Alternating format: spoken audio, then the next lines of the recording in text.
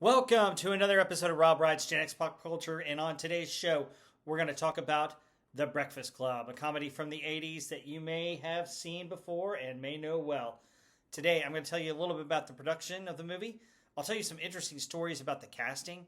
I'll give you some facts that you may not know about the movie.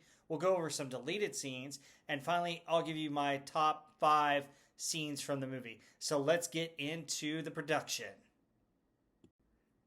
The production of this movie is an interesting story. John Hughes was a famous writer, and then he became a director in the 80s. He wrote a lot of the successful comedies in the 1980s. His first two big hits were National Lampoon's Vacation, starring Chevy Chase, which is a great movie, and then he followed that up with Mr. Mom, starring Michael Keaton, another great comedy in the 1980s. With those two movies, the studio really started to have faith in him, and they were going to allow him to direct. The first movie that he wanted to direct was The Breakfast Club. He had written it, and the studio wasn't fully sold on it. He was able to secure their blessings by letting them know that, hey, I'll shoot it in one place, a high school, and the budget only cost us about $1 million. The studio liked that idea, but they felt that 16 Candles was a little bit more marketable, so they had him direct 16 Candles first, and it was his first directorial debut. John Hughes went on to direct a couple of other coming-of-age teenage comedies in Weird Science, which also stars Anthony Michael Hall, and Ferris Bueller's Day Off, starring Matthew Broderick. A couple other movies that he was involved in but didn't direct. He finished off the Molly Ringwald trilogy by writing and producing Pretty in Pink. He also wrote Planes, Trains, and Automobiles, a hilarious movie, especially around the holidays. And then he co-wrote Home Alone, which is another really funny movie. Let's talk about the casting for this movie.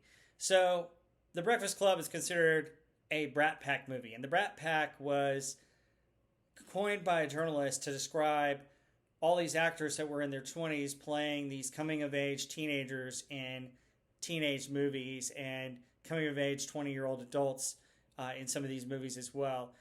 The Breakfast Club, 16 Candles, Pretty in Pink are all considered Brat Pack movies. In a later video, I'll go over members of the Brat Pack. We'll talk about the other movies that are Brat Pack movies and maybe get into the term and who is defined as a Brat Pack member, who may have been on the fringe as a Brat Pack member. But let's talk about the Breakfast Club. And as we said previously, Anthony Michael Hall and Molly Ringwald were both finishing up 16 Candles when they were asked to be in this movie. Anthony Michael Hall was the first to sign, playing the brain of the group, Brian Johnson. The interesting fact about his casting was his mom and sister were actually cast as his mom and sister in the movie. At the beginning of the film, when you see him getting dropped off, his real mom is talking to him about studying, and his sister's right there in the car with them. I thought that was fascinating. Molly Ringwald was the next assigned, but she was originally asked to play Allison. I was surprised by this because I couldn't see anybody but Ali Sheedy playing Allison. I thought I was floored that she was asked to do that. She didn't really want to play Allison. She really wanted to play Claire, and she convinced Hughes that she would be the best, beating out the lights of Robin Wright, Jodie Foster, Laura Dern, and Diane Lang. Emilio Estevez has an interesting casting for this movie as well.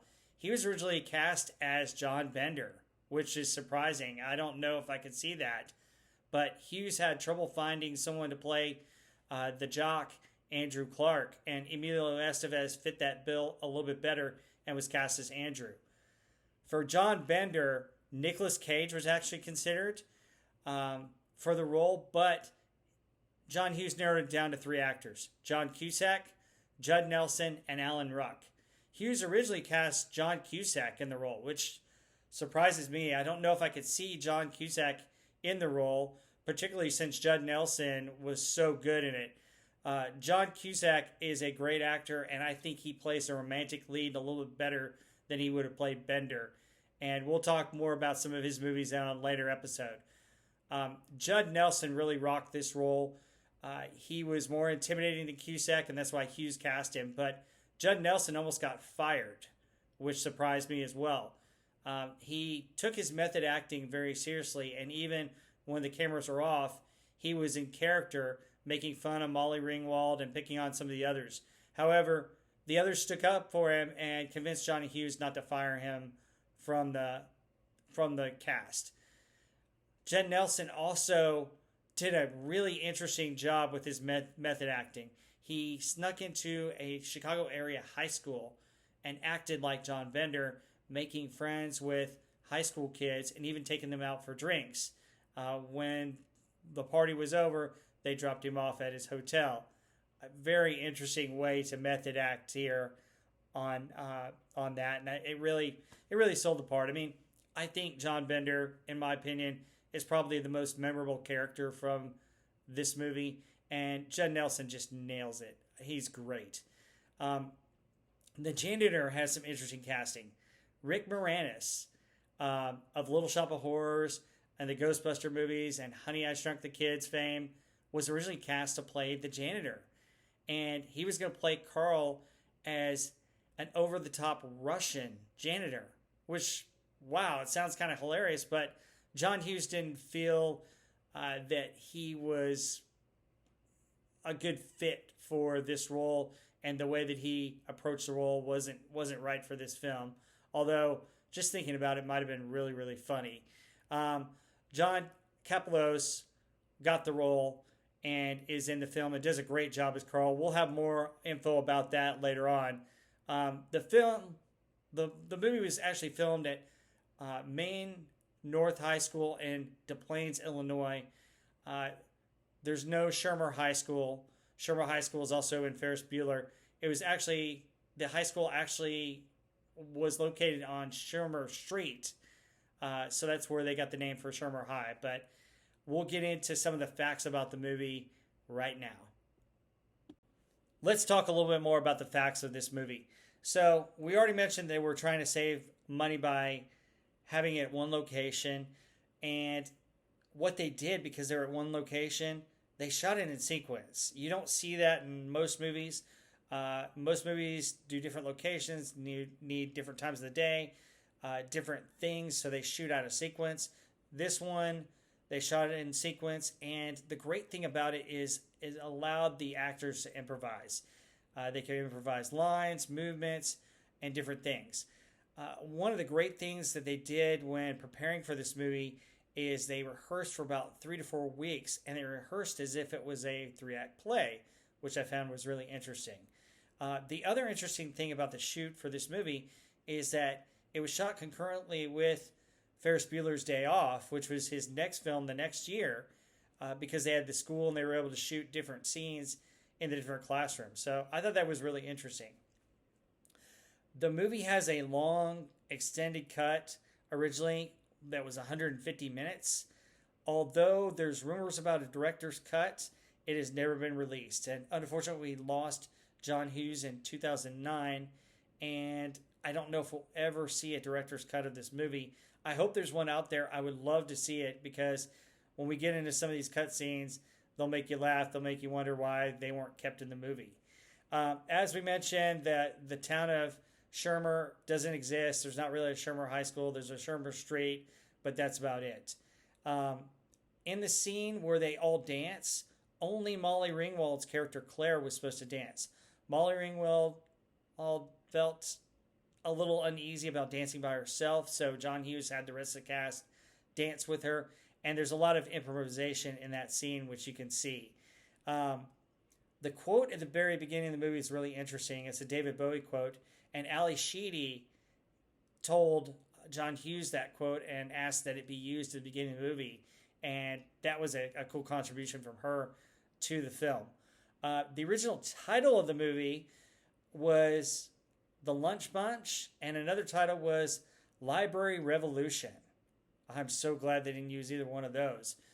John Hughes actually came up with the title The Breakfast Club when he was talking to his son about the detention groups at his school. And they mentioned that the detention groups were before school and were called the Breakfast Club. Thus, the name Breakfast Club was used for this. Another interesting thing about Carl the Janitor, if you look at the beginning of the film, you'll see a picture of Carl the Janitor as Man of the Year. Well, the actor that actually played Carl went to that school, and that's an actual picture of him. Coincidentally, John Hughes actually went to that high school as well. Really interesting stuff. Offset, Anthony Michael Hall had a nickname from the girls. He was nicknamed Milk and Cookies, and the girls thought that he was smooth in milk and sweet as cookies. Aw, isn't that nice? Molly Ringwald couldn't do the lipstick trick. Darn, I thought that was a cool trick. So they had to angle the cameras a different way to make it look like she was really putting on lipstick with her breasts. So I thought that was an interesting side note. And then, as I teased, John Hughes actually has a cameo in the film playing Brian's father. If you see at the end of the film, he's picking Brian up and in the red car at the end. So it was kind of interesting. His car is also used in the film. So the BMW that Claire's in, that she gets dropped off in at the beginning of the film and that picks her up at the end of the film, that's actually John Hughes' real car. So I thought that was fascinating. One of the other things about this film that kind of gets overlooked is at the end of the film, they kind of agree that, hey, we're still going to say hi to each other. We're still going to be friends, even though we're in different groups at the end of the film. And so you see that being played out in the way they treat Carl at the end. They, particularly Brian, says goodbye to Carl and acknowledges him, and so does Bender. So, it really plays off at the end. It was kind of nice to see that at the end. And then the final shot with Bender doing the fist bump, that was totally improvised by Judd Nelson, and what a great scene that is. All right, let's talk about some of the cut scenes. What I know a lot of you have been waiting for, some of these cut scenes. So a lot of these are unofficial because they've never actually been released, but they're apparent cut scenes, and I did a lot of research on this, so I'm going to go through some of them. The first one is when Allison claims that she can write with her toes. There's a scene where Ali Sheedy actually uses her toes to write with and demonstrate that. I thought that was kind of cool. Allison also mentions that her house is very pretty and very cold, comparing it to a museum. What other John Hughes movie used that? Well, yes, that was actually used in Ferris Bueller's Day Off as Cameron's house and a description of where Cameron is from. Maybe they're related. Who knows? Apparently, there are a couple of dream sequences in the movie that were cut. The first one was when Allison falls asleep. She dreams about what every other person is like. In the dream, she visualizes Andy as a hedonistic Viking, which is kind of hilarious. Bender as a prison inmate, which not surprising. And Brian as an astronaut, and then Claire as a bride. So I thought that was interesting. There's another scene that's kind of almost a dreamlike sequence where Carl, the janitor, predicts the futures for each of them. For Andy, he's a district sales manager who's married to a beautiful stewardess who becomes overweight after having kids. Allison is fruitless and pursuing a career as a poet. Future Bender had committed suicide. Brian becomes successful, but dying at the age of 35 of a heart attack because he was so stressed out. And Claire as having 6 facelifts and 2 boob jobs by the age of 40. So thought that was interesting, Blake. I could see why that was cut. That might have been funny to hear their reactions to him predicting that for each one of those characters. There was actually an extended scene when they were smoking marijuana where Brian and Claire are singing All My Lovin' by the Beatles. There's another scene that was cut where Allison actually takes out the switchblade. I think it's Bender's switchblade that she stole to open up the teacher's locker room or teacher's lounge. And she finds a copy of Prince's 1999 album. And she's so surprised when they take it out, and she exclaims, "They're normal," regarding how they viewed the teachers at the school. There's another scene where Allison locked herself in a room and can't get out and ends up singing the Billy Joel song "My Life," which I thought that was fascinating and interesting move for her character. Apparently, there are scenes showing Bender's home life. He describes it, but apparently there were some extended scenes showing some of that. Allison actually smokes a cigarette while she and Andy are going to get sodas from the teacher's lounge. So I thought that was interesting. I didn't realize that she was a smoker in the movie, because you don't really see her do that. So that was fascinating. Apparently, there's supposed to be other staff in the school during this Saturday school, taking care of maintenance type things and helping Carl out, and doing some other things. Some of those things were actually done by Carl. Besides cleaning up, there was supposed to be somebody else that catches the principal looking at the records. And apparently, there was a scene that got cut where the principal was supposed to see a female gym teacher swimming nude in the school swimming pool. Molly Ringwald actually lobbied to get that cut, and it was. So those are the cut scenes. I don't know if any of them will ever see the light of day. Apparently, if you watch some of the different clips, you could see one or two of them. There are a couple of other videos out there that show maybe one or two of these described, but I don't know that we'll ever get a definitive cut with some of these scenes back in.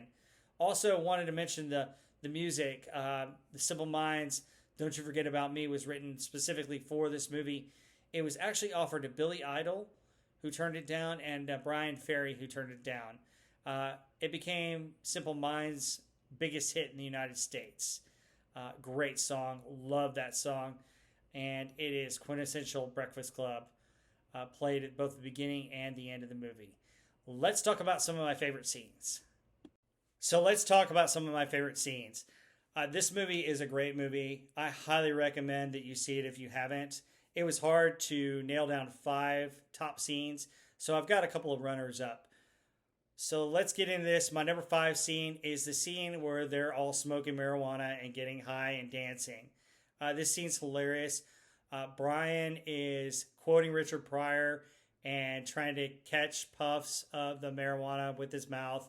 And then there's a scene where he's giving high five to Bender, and Bender just gives him high five and pushes him over. It's hilarious. And then Andrew is up in a room kind of by himself, and then he just starts this dancing, running routine at the top of the library that's kind of funny, and it culminates in him closing the door in that room and yelling at the glass and the glass breaking. And I just crack up every time I see that scene where the glass breaks. It's hilarious. I love it. My number 4 scene is early in the movie. It's the missing screw scene. And in that scene, Bender goes to the open door that's supposed to remain open and takes a little screw out of the door, causing it to close. And the principal comes back in, and basically they're trying to hide it. And basically, they say, well, screws fall all the time. It's just an act of nature. And it's hilarious how the principal tries to prop the door open. He tries to use another chair to prop it open, and that doesn't work. Bender even tells him, I don't think that's going to work, sir, and it slams shut. And then finally he gets Andrew to try and move the magazine rack to hold the door open. And Bender mentions, well, that's kind of a fire hazard, sir. And he moves he has Andrew move the magazine rack back. It's just a funny scene. My number 3 scene is not long after that, where Bender's getting all the multiple detentions. It's just hilarious, the back and forth between him. And he utters this famous line, eat my shorts. Yes, folks, Bender said it first. Bart Simpson also made it famous, but Bender said it first in this movie. It's just a hilarious scene. The other funny part about that scene is Brian comments on how many detentions he's gotten, and Vernon reacts to Brian being smart with him, and that's just hilarious. That's funny. One of my favorite scenes in the movie. My number 2 scene has my favorite line that John Bender utters in this movie. I crack up every time I see it. It's at the beginning of the film. He's talking to the principal, and he asks him, does Barry Manilow know that you raid his wardrobe? It cracks me up every time. Of course, he gets detention, and then Vernon utters another funny line, "Don't mess with the bull because you'll get the horns," which is just hilarious and totally fits that movie. It cracks me up even the 100th time seeing it. Okay, some of my runners up. So there's another scene where Bender's sneaking back in the library and he makes a loud noise. And the principal comes in and asks him, "What's this ruckus?" And they're hiding Bender and he's making a little bit of noise and they're trying to cover for him. And it's just hilarious how they do that. Just a funny scene. My other runner up is Bender. Right before that, he's in the shafts above trying to sneak over, and he tells this inappropriate joke that I'm not going to utter here, but that joke was ad-libbed by Judd Nelson, and it doesn't really have a punchline. So it's hilarious. My other runner-up scene is the part that they sneak out and they go to get Bender's stash. And it's hilarious because they're trying to avoid seeing the principal at a couple of turns because he's going to get water and going to do other things, and they keep seeing him around the school, so they're running all over the school. But the funny thing is, Allison steals Bender's locker lock, and then at times when everybody else is running, she's just standing there, and the principal doesn't even see her in plain sight, which adds an interesting element to her character. I found the scenes funny, and I found really Allison's character kind of interesting in those moments. And then my final runner-up is Bender's great insult to Brian. He calls him a neo-maxi zoom dweeby. Interesting insult, rather long insult, but funny nevertheless. And that whole scene's hilarious where Bender's just kind of making fun of everybody, and you're kind of getting to know these kids and their characterizations and who they are. Let's get to my number one scene. So my number one scene is the scene at the end with the letter and the fist bump, which was improvised by Judd Nelson, that you see right here. Basically, that letter is just fantastic. It basically tells the principal that, hey, why should we write you and tell you who we think we are when you're just going to judge us as you see us anyway. And the reality is that we're more alike than we realized, and that's the whole point of the movie. They realize that they have more in common, that there's more to this group, even though they run with different crowds. They're more alike than they are different, and that's the beauty of this movie. That's what's so great about this movie. So this is The Breakfast Club. Let me know some of your favorite lines or some of your favorite scenes. Share those in the comments. Please like and subscribe. And until next time, take care, and we'll see you on the next video.